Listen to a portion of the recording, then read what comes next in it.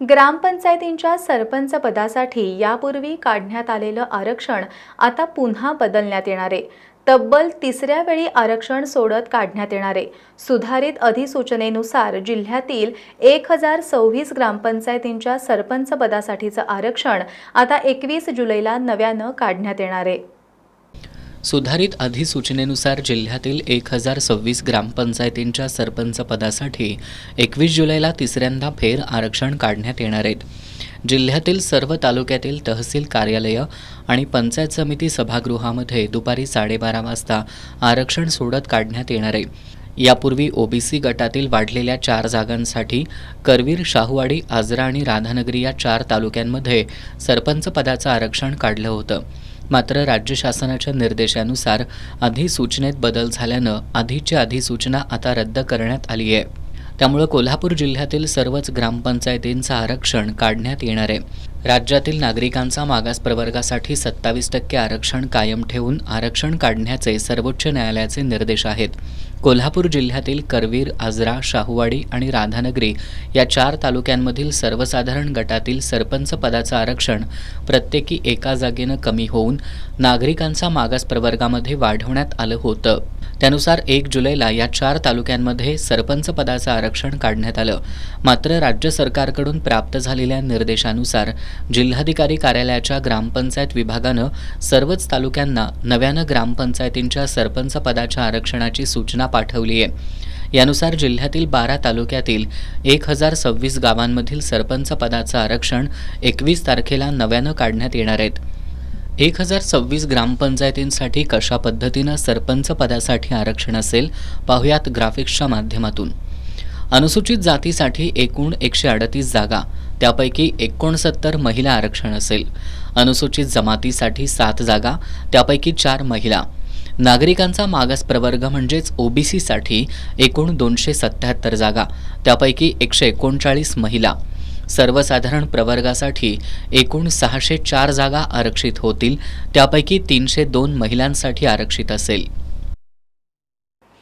कोल्हापूरच्या कलाकारांचं श्रेय त्यांना मिळालंच पाहिजे। कोल्हापुरातील कलेची ओळख अबाधित राहिली पाहिजे अशा सूचना जिल्हाधिकारी अमोल येडगे यांनी प्राडाच्या टेक्निकल टीमशी बोलताना केल्यात। यावेळी त्यांनी जिल्हा प्रशासनाकडून जे सहकार्य हवं असेल ते केलं जाईल अशी ग्वाही दिली। इटलीतील प्राडाच्या शोमध्ये प्राडाच्या नावानं कोल्हापुरी चप्पल झळकल्यानंतर समाज माध्यमातून प्राडावर टीकेची झोड उठवण्यात आली। कोल्हापुरी हिसक्यानंतर प्राडानं कोल्हापुरी चप्पलची कॉपी केल्याचं कबूल करत जाहीर माफी मागितली। त्यानंतर कोल्हापुरी चप्पलची बांधणी कलाकुसर पाहण्यासाठी प्राडाची टीम 2 दिवसीय कोल्हापूर दौऱ्यावर आली आहे। प्राडाच्या टेक्निकल टीमनं मंगळवारी जवाहरनगर, सुभाषनगरात जाऊन चप्पल कारागिरांकडून माहिती घेत कारागिरांशी संवाद साधला। आज सकाळी प्राडाच्या टीमनं जिल्हाधिकारी कार्यालयात जिल्हाधिकारी अमोल येडगे यांची भेट घेतली। कोल्हापूरच्या कलाकारांना त्यांचा श्रेय मिळालंच पाहिजे। कोल्हापुरातील कलेची ओळख अबाधित राहिली पाहिजे अशा सूचना जिल्हाधिकारी अमोल येडगे यांनी केल्या। जिल्हा प्रशासनाकडून जे सहकार्य हवं असेल ते केलं जाईल अशी ग्वाही त्यांनी यावेळी दिली। दरम्यान प्राडा कंपनीच्या पदाधिकाऱ्यांनी पाहणीचा अहवाल कंपनीच्या मुख्यालयाला दिला जाणार असल्याचं सांगितलं। तसंच कोल्हापुरातील संबंधित अधिकारी आणि पदाधिकारी यांच्या संपर्कात राहू असं प्राडाच्या सदस्यांनी सांगितलं। यावेळी Maharashtra chamber of commerce, industry and ॲग्रिकल्चरचे अध्यक्ष ललित गांधी, मेघ गांधी, प्राडाचे फुटवेअर विभाग संचालक Paolo Tivaron, pattern making manager Daniel कोंदू, बाह्य सल्लागार आंद्रिया पोलास्ट्रेली आणि रॉबर्टो पोलास्ट्रेली उपस्थित होते। कोल्हापूर शहर जिल्हा नागरी कृती समितीनं कोल्हापूर महापालिकेच्या घरफाळा विभागाच्या उत्पन्न वाढीसाठी काही लेखी सूचना केल्या होत्या। महानगरपालिकेनं या सूचनांवर काय कार्यवाही केली आहे अशी विचारणा कृती समितीनं केली। महापालिकेच्या अतिरिक्त आयुक्त शिल्पा दरेकर यांना याबाबतचं निवेदन सादर करण्यात आलंय। कोल्हापूर शहर जिल्हा नागरी कृती समितीनं 2023 पासून महापालिकेच्या घरफाळा विभागाच्या उत्पन्न वाढीसाठी काही सुधारणा करण्यासाठी लेखी सूचना केल्या होत्या. शहरातील सर्व मिळकतींचा सर्व्हे करून घ्यावा असं निवेदनाद्वारे सुचवलं होतं. त्या अनुषंगानं नवीन नेमणुका झालेल्या कंपन्यांनी घरफाळा सर्व्हे पूर्ण केला का, सर्व्हेमधील अनधिकृत मिळकतींवर उत्पन्न वाढीसाठी काय कार्यवाही केली, असेसमेंट उतार्यावर साधे दगड, माती बांधकाम आणि पत्रा इमारत अशा नोंदी असणाऱ्या मात्र प्रत्यक्षात विनापरवाना RCC बहुमजली असणाऱ्या इमारतीवर काय कारवाई केली. पूर्वी भोगवट्याप्रमाणे घरफाळा बिल आकारणी केली जात होती, मात्र आता ती येत नसल्यामुळं महानगरपालिकेचं मोठं आर्थिक नुकसान होतंय. थकबाकी वाढून त्याचा विकासकामांवर आणि अंदाजपत्रकावर मोठा परिणाम होतोय. यामध्ये कोणत्या सुधारणा करण्यात आल्या आहेत याबाबतची सविस्तर माहिती द्यावी अशी मागणी कोल्हापूर शहर जिल्हा नागरी कृती समितीनं अतिरिक्त आयुक्त शिल्पा दरेकर यांच्याकडे निवेदनाद्वारे केली आहे. यावेळी कृती समितीचे अशोक पोवार, रमेश मोरे, प्रकाश आमले, महादेव जाधव, चंद्रकांत पाटील, रणजित पोवार, आकाश शेलार, चंद्रकांत सूर्यवंशी, लहुजी शिंदे, विनोद डुणुंग, विजय जाधव, केशव लोखंडे, सतीश कुमार आदी उपस्थित होते. इटलीतील प्राडाच्या 6 सदस्यांनी आज दुसऱ्या दिवशी कोल्हापुरातील छत्रपती शिवाजी मार्केट परिसरातील कोल्हापुरी चप्पल विक्रेत्यांची भेट घेत त्यांच्याशी संवाद साधला. यावेळी त्यांनी कोल्हापुरी चप्पलच्या वैविध्यपूर्ण प्रकारांची माहिती घेतली. यावेळी कोल्हापुरी चप्पलचे उत्पादक आणि माजी उपमहापौर भूपाल शेटे यांनी प्राडाच्या माध्यमातून कोल्हापुरी चप्पलला जागतिक स्तरावर मोठी बाजारपेठ उपलब्ध होईल असा विश्वास व्यक्त केला. इटलीमधील मिलान शहरात आयोजित करण्यात आलेल्या फॅशन शोमध्ये कोल्हापुरी चप्पल झळकले होते. त्यामुळे हा कोल्हापुरी ब्रँड चोरल्याचा आरोप या कंपनीवर करण्यात आला होता. त्यानंतर महाराष्ट्र चेंबर ऑफ कॉमर्सच्या वतीनं कंपनीशी पत्रव्यवहार करण्यात आला. अखेर प्राडानं हा कोल्हापूर ब्रँड असल्याचं मान्य केलं होतं. त्याचवेळी कोल्हापूरला येऊन कारागिरांची भेट घेणार असल्याचं आश्वासनसुद्धा कंपनीनं दिलं होतं. यानुसार प्राडा कंपनीचं शिष्टमंडळ मंगळवारी कोल्हापूरमध्ये दाखल झालं. त्यांनी मंगळवारी जवाहरनगर इथल्या कारागिरांशी संवाद साधला होता. यासह हातानं बनवण्यात येणाऱ्या कोल्हापुरी चप्पलांची संपूर्ण प्रक्रिया जाणून घेतली होती. आज दुसऱ्या दिवशी छत्रपती शिवाजी मार्केट या ठिकाणी भेट देत चप्पल लाईनमधील व्यावसायिकांशी संवाद साधला. यावेळी त्यांना कोल्हापुरी चप्पलांचे अनेक प्रकार दाखवण्यात आले. कोल्हापुरी चप्पलांचे इतके प्रकार पाहून हे शिष्टमंडळ थक्क झालं.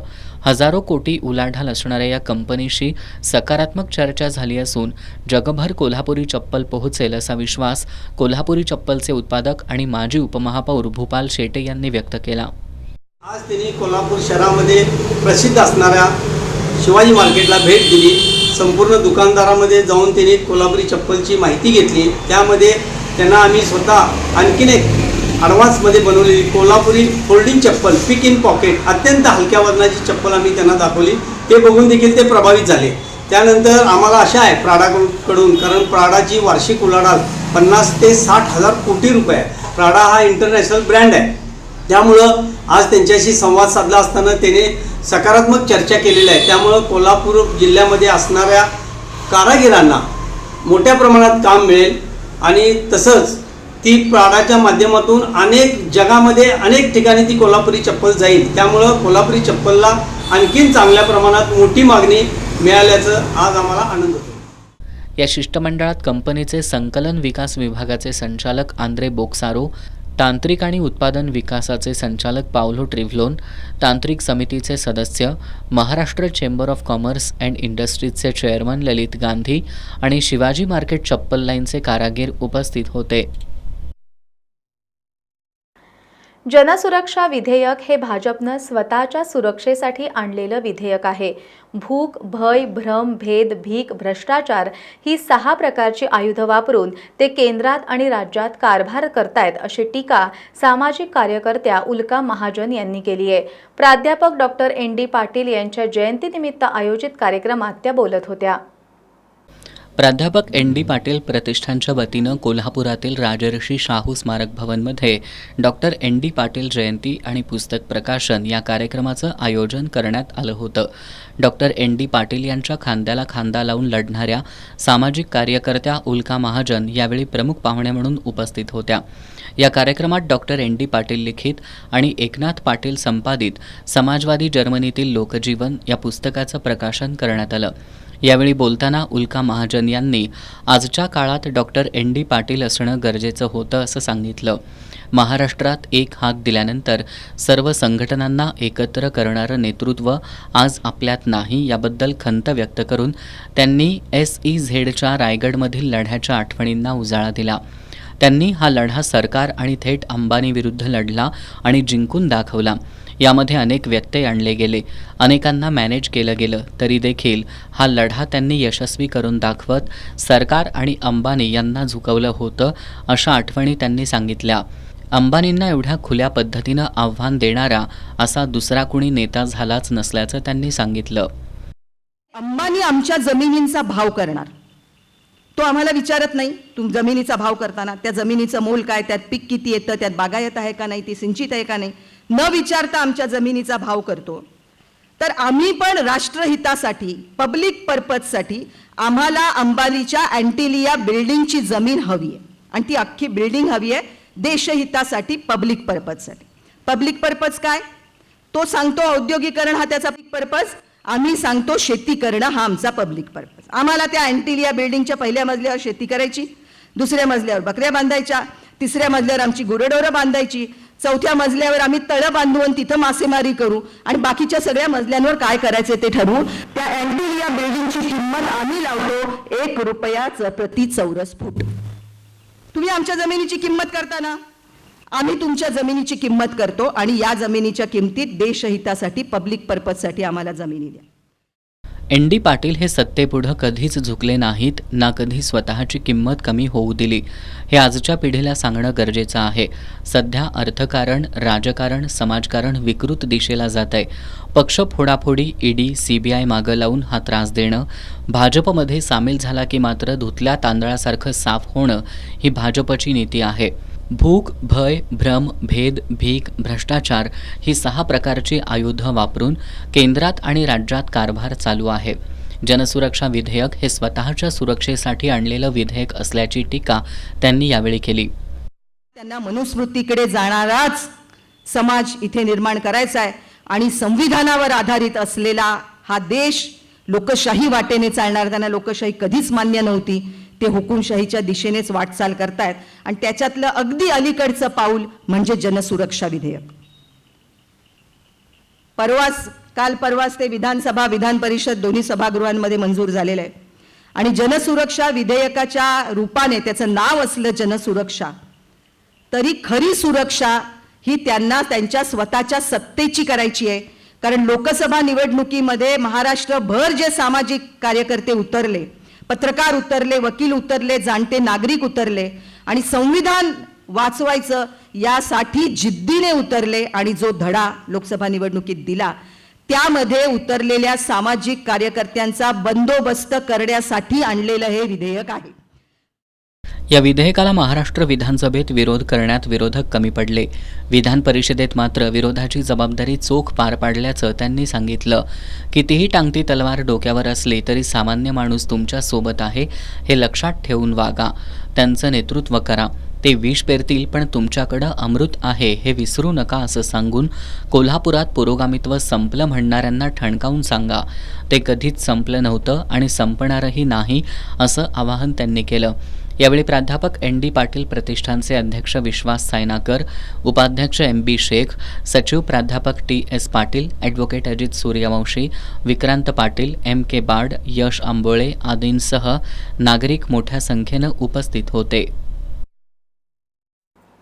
वर्षानुवर्षे साठलेल्या कचऱ्यावर प्रक्रिया करण्यासाठी कोल्हापूर महापालिकेअंतर्गत सुरू असलेला बायोमायनिंग प्रकल्प आता अंतिम टप्प्यात आलाय. महापालिकेचे सहाय्यक आयुक्त कृष्णा पाटील यांनी येत्या काळात महापालिकेचा कचरा प्रक्रिया प्रकल्प हा राज्यात अतिशय चांगल्या प्रकारे चालणारा प्रकल्प म्हणून नावारूपाला येईल असा विश्वास व्यक्त केला आहे.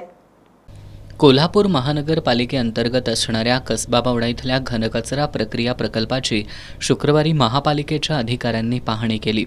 सुरुवातीला त्यांनी सांडपाणी प्रकल्पाची पाहणी केली. स्वयंचलित असणाऱ्या या प्रकल्पामध्ये विविध प्रक्रिया केल्या जातात. 76 MLDचा हा सांडपाणी प्रकल्प अतिशय चांगल्या प्रकारे कार्यान्वित असल्याचं अधिकाऱ्यांनी सांगितलं. घनकचरा प्रक्रिया प्रकल्पामध्ये दररोज शहरातून 230 टनाच्या आसपास कचरा संकलित होतो. त्यामधील सुमारे 180 टन कचऱ्यावर दररोज प्रक्रिया केली जाते. RDF प्रकल्पात 100 टन, बायोगॅसमधून 25 टन, विंट्रो खत प्रकल्पात 50 टन आणि स्लरी प्रकल्पात 5 टनावर प्रक्रिया होते. लिचेड प्रक्रिया प्रकल्पाची प्रतिदिन 75,000 लिटर क्षमता आहे. घनकचरा प्रक्रिया प्रकल्पावर सध्या कार्यरत असलेल्या 30 टन बायोगॅस प्रकल्पाशेजारीच 3,70,00,000 रुपये खर्चून उभारण्यात येत असणाऱ्या 20 टनाचा नवीन बायोगॅस प्रकल्प अंतिम टप्प्यात आलाय. येत्या काळात 50 टन क्षमतेच्या दोन्ही बायोगॅस प्रकल्पातून प्रतिदिन 3,500 क्युबिक मीटर गॅस तयार होणार आहे. यापैकी 1,500 क्युबिक मीटर गॅस वीज निर्मितीसाठी तर 1,500 क्युबिक मीटर गॅस CNG साठी वापरला जाईल. येत्या काळात जुन्या साचलेल्या कचऱ्याची शास्त्रोक्त पद्धतीनं विल्हेवाट लावण्याची कार्यवाही महानगरपालिका करणार असल्याची माहिती उपायुक्त परितोष कंकाळ यांनी दिली. या ठिकाणी कोल्हापूर शहरातील प्रामुख्याने जयंती नाला, बापट कॅम्प आणि सदर बाजार येथील जे सांडपाणी आहे त्याच्यावर 76 MLD प्रकल्पातून कशाप्रकारे ट्रीटमेंट केली जाते, स्काडा सिस्टीमच्या माध्यमातून कसं संपूर्ण प्रकल्प स्वयंचलित आणि योग्यरित्या चालवलं जात आहे याचं त्यांनी प्रत्यक्ष पाहणी केली. त्यानंतर या ठिकाणचा जो घनकचरा व्यवस्थापन प्रकल्प आहे तो आपला डेली जो दैनंदिन येणारा कचरा सुमारे 200 ते 250 टन इतका मेट्रिक टन एवढा कचरा आहे आणि त्यावर होणाऱ्या विविध प्रक्रिया आणि पुढील नियोजन जे आहे येथील दोन महिन्यामध्ये जे नियोजन केलेलं आहे त्याच्यामध्ये प्रामुख्यानं जो फ्रेश वेस्ट असेल त्याच्यासोबतच शासनाकडे सादर केलेला म्हणजे SBM स्वच्छ भारत मिशनकडे सादर केलेला जो DPR आहे त्याच्यामध्ये सिव्हिल वर्कचा DPR आणि यांत्रिकी म्हणजे मेकॅनिकलचा DPR या दोन्ही प्रकल्पांची इत्थंभूत माहिती त्यांना आपण दिलेली आहे. त्यासोबतच जुना साचलेला जो कचरा आहे म्हणजे लिगसी वेस्ट आहे त्याच्यावर प्रक्रिया करण्याकरता बायोमायनिंगचं जे सद्यस्थिती जी आहे प्रकल्पाची आपल्या त्याबाबत इत्थंभूत माहिती दिलेली आहे आणि येत्या कालावधीमध्ये नजीकच्या कालावधीमध्ये आपण पूर्ण क्षमतेनं हा घनकचरा व्यवस्थापन प्रकल्प पूर्ण क्षमतेनं चालू करत आहोत. वर्षानुवर्ष साठलेल्या कचऱ्यावर प्रक्रिया करण्यासाठी बायोमायनिंग प्रकल्प अंतिम टप्प्यात आहे. येत्या काळात हा प्रकल्प राज्यात अतिशय चांगल्या प्रकारे सुरू असल्याचं दिसून येईल असा विश्वास सहाय्यक आयुक्त कृष्णा पाटील यांनी व्यक्त केला आहे.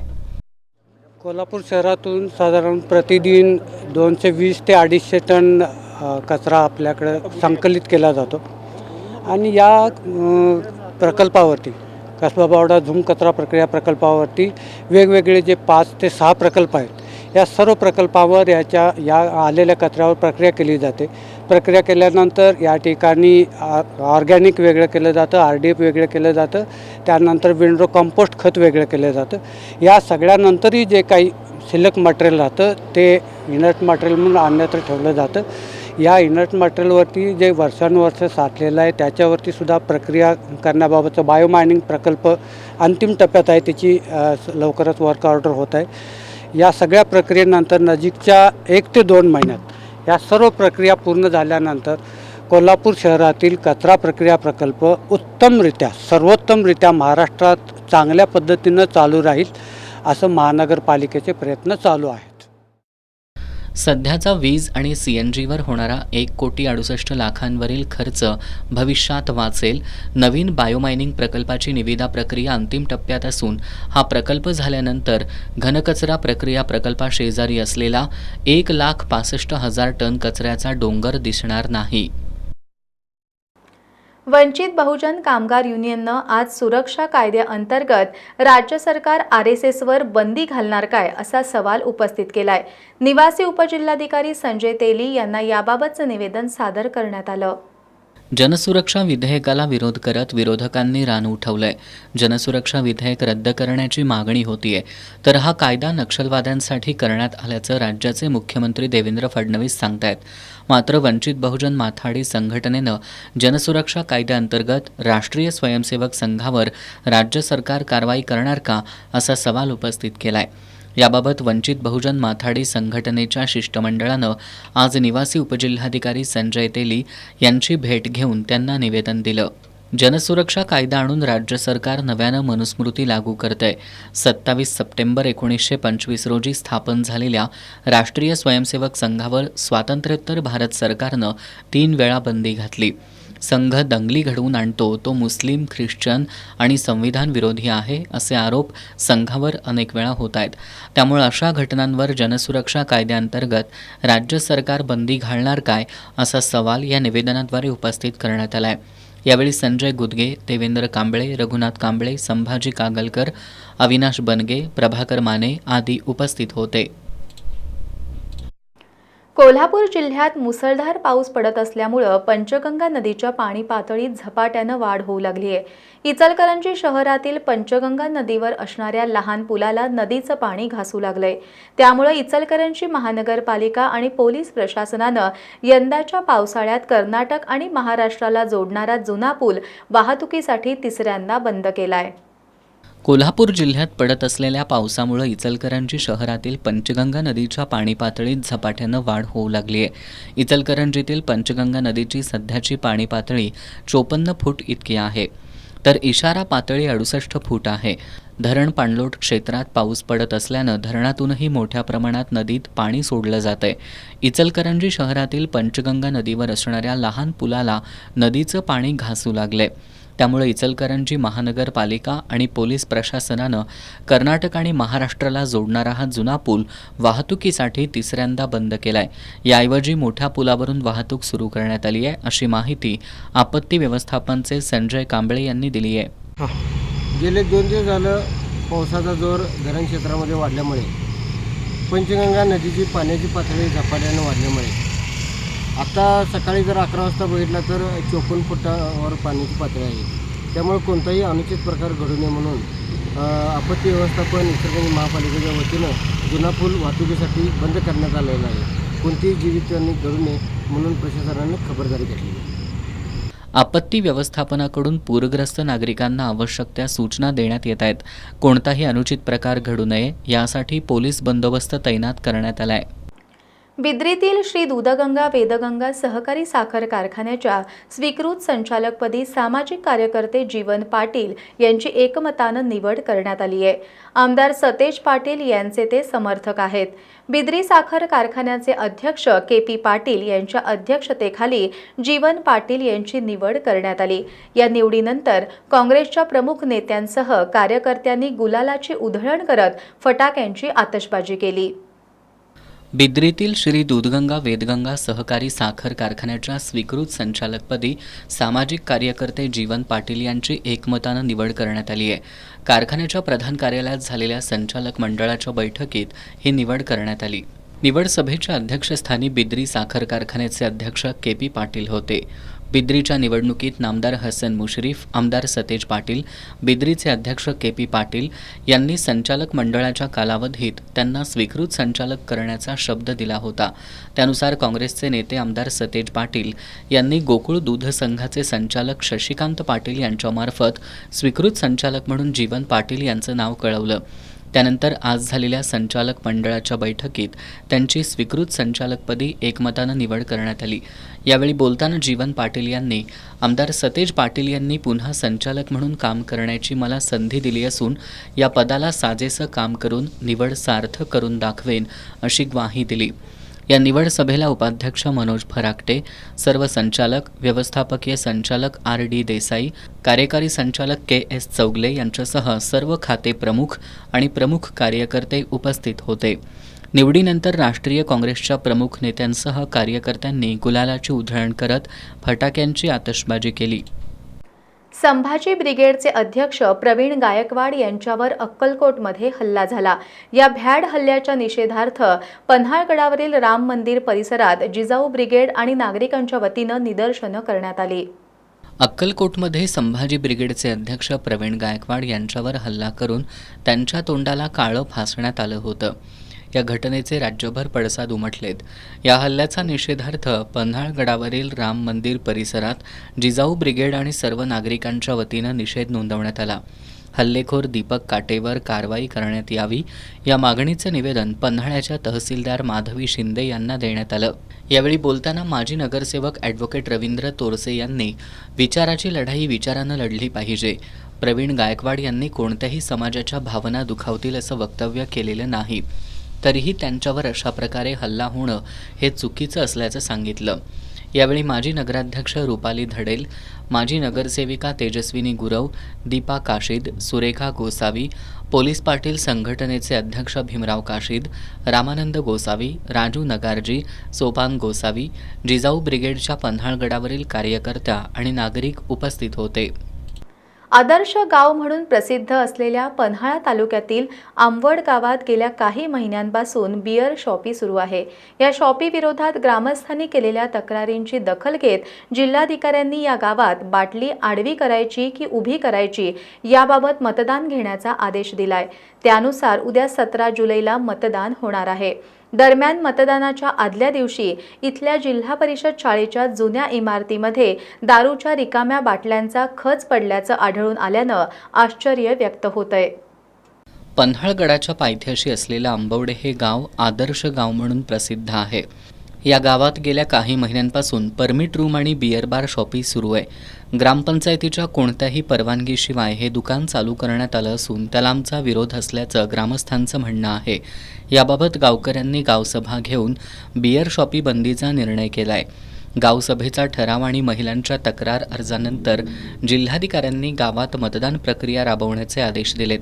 त्यानुसार 17 जुलैला मतदान प्रक्रिया राबवली जाणार असून गावातील 599 महिला मतदान करणार आहेत. या मतदान प्रक्रियेसाठी काही तासांचा अवधी राहिला असतानाच गावातील जिल्हा परिषदेच्या जुन्या प्राथमिक शाळेत दारूच्या बाटल्यांचा खच आढळून आलाय.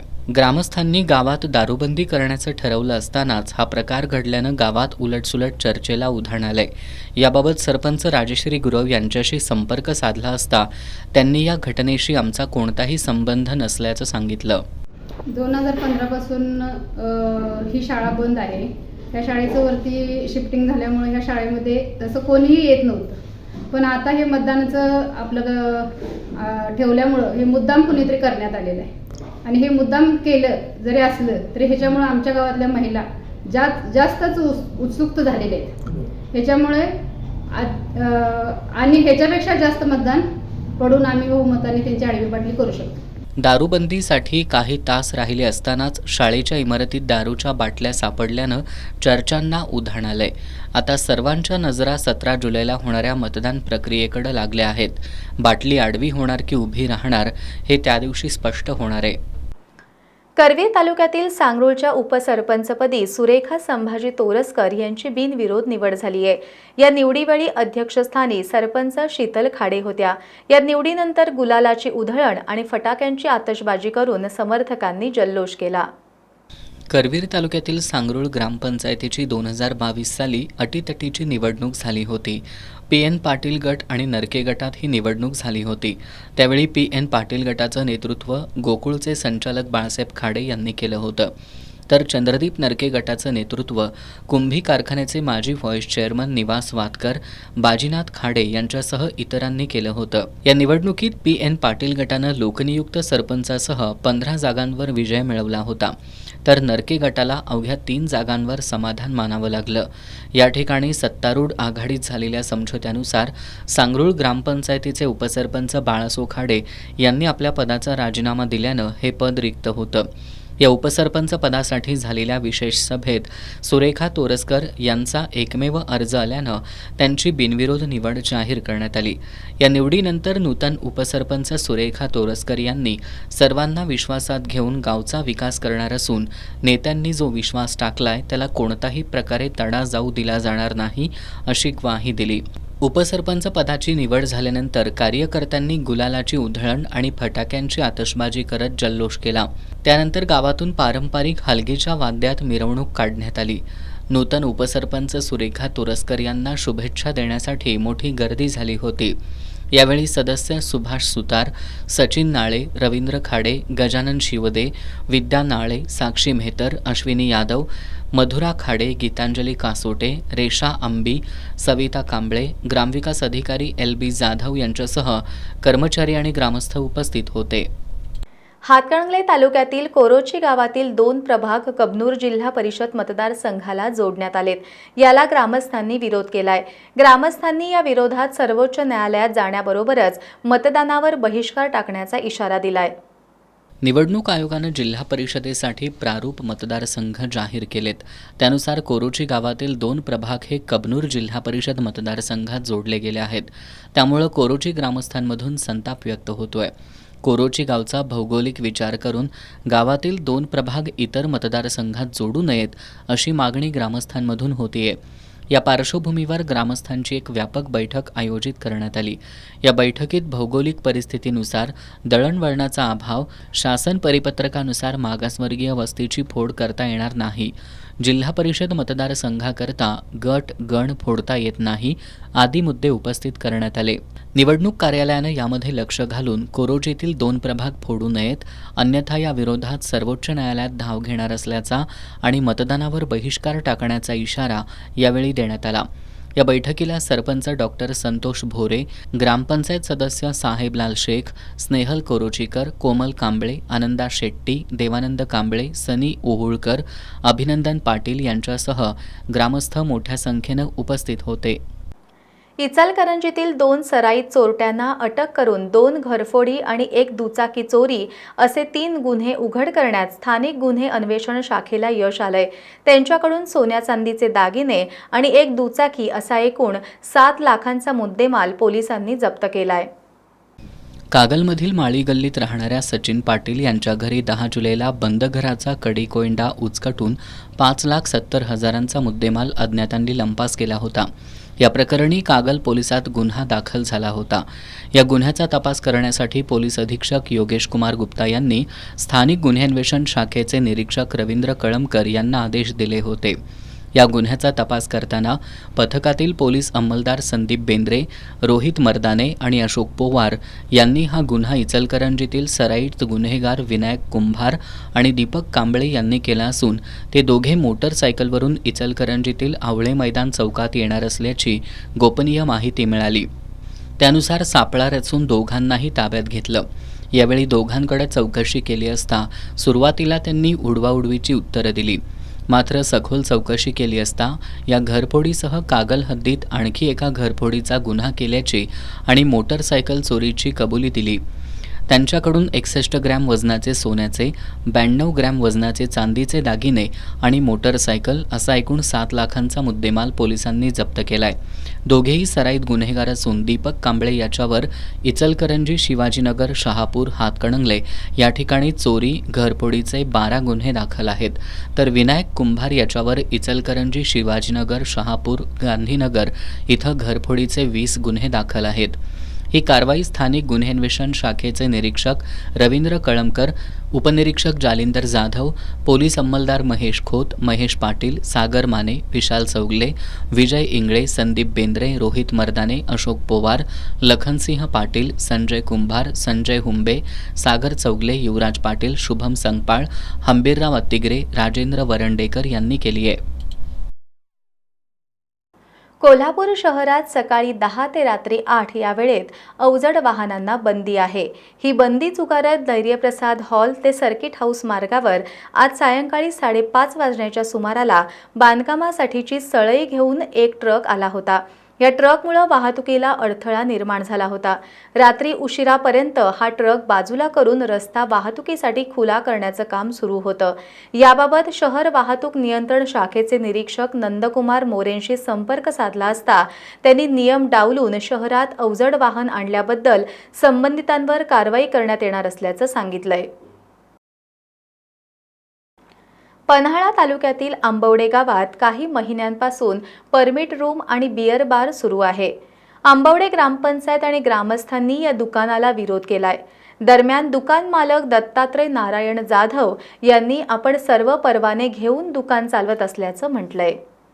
पन्हाळगडाच्या पायथ्याशी असलेल्या आंबवडे गावातील परमिट रूम आणि बियर बारला ग्रामपंचायत पदाधिकाऱ्यांसह ग्रामस्थांनी विरोध केलाय. या विरोधानंतर जिल्हाधिकाऱ्यांनी 17 जुलैला यावर मतदान घेण्याचा आदेश दिलाय. या संदर्भात आपली बाजू मांडताना दुकान मालक दत्तात्रय जाधव यांनी परमिट रूम आणि बियर बार सुरू करण्यासाठी आवश्यक त्या सर्व यंत्रणांकडील परवाने घेतल्याचं सांगत राजकीय द्वेषातून आपलं दुकान बंद करण्याचा घाट घालण्यात आलाय असा आरोप केला. आंबवडे तालुका पन्हाळ या ठिकाणी मी राज्य उत्पादक शुल्क यांच्या कोल्हापूर यांच्याकडून रीतसर परवाना घेऊन गजिबो हॉटेल परमिट रूम आणि बिअर बार नावाचा व्यवसाय सुरू केलेला आहे. हा व्यवसाय सुरू करत असताना ज्या काय परवानग्या मला शासकीय घ्यायला लागत होत्या त्या मी सर्व परवानग्या शासनाकडून घेतलेल्या आहेत. त्याचबरोबर ह्या परवानगी घेत असताना ग्रामपंचायतचे काही दाखलेची मला आवश्यकता होती. ते सुद्धा दाखले मी ग्रामपंचायतमध्ये घेतलेले आहेत आणि त्या दाखल्याची पडताळणीसुद्धा ग्रामपंचायतनं राज्य उत्पादक शुल्क यांना दिलेलं आहे. आणि असं असताना सुद्धा काहीतरी विचित्र असा प्रचार या ठिकाणी करून या महिलांनी एकत्र येऊन माझा जो काय हा व्यवसाय आहे हा व्यवसाय दारूबंदीच्या ह्याच्याखाली घेऊन ठराव करून त्या पद्धतीने मतदान घेण्याचा घाट या ठिकाणी घातलेला आहे. आणि जे काही माझ्यावर आरोप केलेले आहेत ते संपूर्ण आरोप चुकीचे आहेत असं माझं म्हणणं आहे. 22 मार्च 2021च्या आदेशानुसार परमिट रूम आणि बियर बारसाठी ग्रामपंचायत ठराव किंवा ग्रामसभेचा नाहरकत दाखला असण्याची अट किंवा ग्रामसभेचा नाहरकत दाखला असण्याची अट मुंबई विदेशी मद्य विभागानं शिथिल केली असून राज्य उत्पादन शुल्क शाहूवाडी विभागाचे निरीक्षक KB बिरादार यांनी सादर केलेल्या अहवालानुसार दुकानाला परवाना मिळाला असल्याचं जाधव यांनी सांगितलंय. दरम्यान उद्या होणाऱ्या मतदानात काय होतंय याकडं आंबवडेवासियांसह पंचक्रोशीचं लक्ष लागून आहे. हातकणंगले ते पेठ वडगाव मार्गावरील आळते इथं डॉक्टर रफिक अब्बास मुजावर यांचा बंगला आहे. अज्ञात चोरट्यांनी आज बुधवारी भर दिवसा हा बंगला फोडून अंदाजे 15 तोळे सोन्याचे दागिने, अर्धा किलो चांदीचे दागिने आणि 1.5 लाख रुपयांची रोकड असा ऐवज लंपास केलाय. 15 दिवसांपूर्वी याच परिसरात 4 ठिकाणी चोरट्यांनी दागिन्यांवर डल्ला मारला होता. हातकणंगले तालुक्यातील आळते इथल्या बसस्थानकापासून हाकेच्या अंतरावर डॉक्टर रफिक अब्बास मुजावर यांचा बंगला आहे. नेहमीप्रमाणे डॉक्टर मुजावर हे माले मुडशिंगी गावातील दवाखान्यात गेले होते, तर त्यांच्या पत्नी शबनम मुजावर या सकाळी 9 वाजता गावातील मेडिकलमध्ये गेल्या होत्या. शबनम मुजावर या दुपारी 1:45 वाजता घरी आल्या असता त्यांना बंगल्याचं कुलूप उचकडल्याचं दिसलं. त्यांनी तात्काळ नातेवाईक आणि हातकणंगले पोलिसांना याची माहिती दिली. या घटनेची माहिती मिळताच हातकणंगले पोलीस ठाण्याचे पोलीस निरीक्षक शरद मेमाणे यांनी घटनास्थळी भेट दिली. त्यांनी ठसे तज्ज्ञ आणि श्वान पथकालाही पाचारण केलं. चोरट्यांनी या बंगल्यातून 15 तोळे सोन्याचे दागिने, अर्धा किलो चांदीचे दागिने आणि रोख रक्कम 1.5 लाख रुपये लंपास केली आहे. याच परिसरात 15 दिवसांपूर्वी 4 ठिकाणी एकाच रात्री चोरी झाली होती. त्या चोरीचा तपास अजून लागलेला नाही. आता भर दिवसा रहदारीच्या ठिकाणी चोरी झाल्यानं नागरिकांमध्ये भीतीचं वातावरण निर्माण झालंय. चोरीचा तपास हातकणंगले पोलिसांकडून सुरू आहे. घटनास्थळी अप्पर पोलीस अधीक्षक अप्पासो जाधव, पोलीस उपअधीक्षक रोहिणी साळुंखे यांनी भेट देऊन तपासाबाबत सूचना दिल्या. कोल्हापूर आणि सांगली जिल्ह्यामध्ये महापुराची भीषण स्थिती निर्माण होऊ नये यासाठी अलमट्टी धरणाची उंची नियंत्रणात ठेवणं गरजेचं असल्याचं खासदार शाहू महाराज छत्रपती यांनी स्पष्ट केलंय. आज कोल्हापुरात झालेल्या अलमट्टी उंचीवाढ विरोधी सर्वपक्षीय संघर्ष समितीची बैठक झाली. या बैठकीत खासदार शाहू महाराज छत्रपतींनी अलमट्टी धरणाची उंची वाढवण्याविरोधात संसदेत आवाज उठवण्यासह केंद्रीय जलशक्ती मंत्री CR पाटील यांची भेट घेऊ अशी ग्वाही दिली. आज बुधवारी शासकीय विश्रामगृहात आलमट्टी उंचीवाढ विरोधी सर्वपक्षीय संघर्ष समितीची बैठक पार पडली. खासदार शाहू महाराज छत्रपती यांच्या अध्यक्षतेखाली झालेल्या या बैठकीला माजी खासदार राजू शेट्टी, कोल्हापूर पाटबंधारे विभागाचे अधीक्षक अभियंता अभिजित म्हेत्रे, सांगली पाटबंधारे विभागाचे अधीक्षक अभियंता चंद्रशेखर पाटोळे, कार्यकारी अभियंता स्मिता माने आदींची प्रमुख उपस्थिती होती.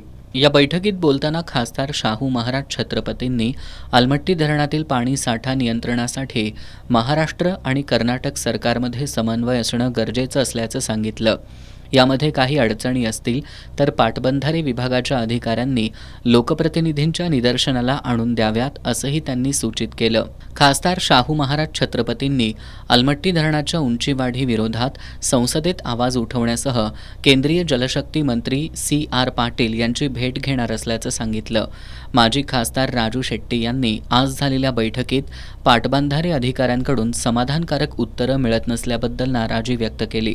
सांगली आणि कोल्हापूरमधील महापूर रोखण्यासाठी प्रशासनानं ठोस कृती आराखडा तयार करावा अशी मागणीही माजी खासदार शेट्टी यांनी केली. याशिवाय जागतिक बँकेकडून पूर नियंत्रणासाठी येणारा निधी प्राधान्यानं पूर नियंत्रणासाठीच खर्च व्हावा अशी अपेक्षा त्यांनी व्यक्त केली. शिवसेना उद्धव बाळासाहेब ठाकरे पक्षाचे सहसंपर्क प्रमुख विजय देवणे यांनी अलमट्टी धरणाच्या उंचीवाढी विरोधात रस्त्यावरील संघर्षाशिवाय पर्याय नसल्याचं सांगितलं. आंदोलन अंकुश संघटनेचे अध्यक्ष धनाजी चुडमुंगे यांनी पाटबंधारे विभागानं महापुराची स्थिती निर्माण होऊ नये यासाठी कोणत्या उपाययोजना राबवल्यात याची माहिती द्यावी अशी मागणी केली. पाटबंधारे विभागानं अशा काही उपाययोजना केल्या नसतील तर महापुरामुळे होणाऱ्या नुकसानीला पाटबंधारे विभाग आणि महाराष्ट्र शासन जबाबदार राहील असा इशाराही त्यांनी दिलाय. या बैठकीमध्ये राष्ट्रवादी काँग्रेस शरदचंद्र पवार पक्षाचे जिल्हाध्यक्ष VB पाटील, जिल्हा इरिगेशन फेडरेशनचे अध्यक्ष विक्रांत पाटील किणीकर, सर्जेराव पाटील, बाबासाहेब देवकर, भरत पाटील भुयेकर आदींनी कोल्हापूर आणि सांगली जिल्ह्यातील पूर नियंत्रण आणि अलमट्टी धरणाच्या उंची संदर्भात सूचना केल्या. बातमीपत्रात शेवटी पुन्हा एकदा एक नजर आजच्या ठळक घडामोडींवर. अलमट्टी धरणाची उंची वाढवण्याविरोधात संसदेत आवाज उठवण्यासह केंद्रीय जलशक्ती मंत्री C.R. पाटील यांची भेट घेऊ. अलमट्टी उंचीवाढ विरोधी सर्वपक्षीय संघर्ष समितीच्या बैठकीत खासदार शाहू महाराज छत्रपतींची ग्वाही. सरपंच पदाचं आरक्षण पुन्हा बदलणार. आता 21 जुलैला तिसऱ्यांदा आरक्षण सोडतींचं आयोजन. कोल्हापूर चप्पलचा ब्रँड आंतरराष्ट्रीय स्तरावर पोहोचवण्यासाठी जिल्हा प्रशासन लागेल ते सहकार्य करेल, पण कोल्हापूरच्या कलाकारांना श्रेय मिळालंच पाहिजे. जिल्हाधिकारी अमोल येडगेंनी प्राडाच्या टेक्निकल टीमसमोर मांडली भूमिका. प्राडाच्या टीमनं आज कोल्हापुरातील चप्पल विक्रेत्यांशीही साधला संवाद. कोल्हापूर महानगरपालिकेचा बायोमायनिंग प्रकल्प अंतिम टप्प्यात. येणाऱ्या काळात कोल्हापूरचा कचरा प्रक्रिया प्रकल्प आदर्शवत ठरेल, सहाय्यक आयुक्त कृष्णा पाटील यांचा विश्वास. आणि अज्ञात चोरट्यांनी भर दिवसा आळते गावातील बंद बंगला फोडला. 15 तोळे सोन्याचे दागिने, अर्धा किलो चांदीचे दागिने आणि 1.5 लाखांची रोकड केली लंपास. बातम्याच्या ताज्या अपडेट्ससाठी एस न्यूज कोल्हापूर या आमच्या वेबसाईटला जरूर भेट द्या. त्याचबरोबर एस न्यूज कोल्हापूर हे आमचं YouTube चॅनल जरूर सबस्क्राईब करा. याबरोबरच आजचं हे बातमीपत्र संपलं. नमस्कार.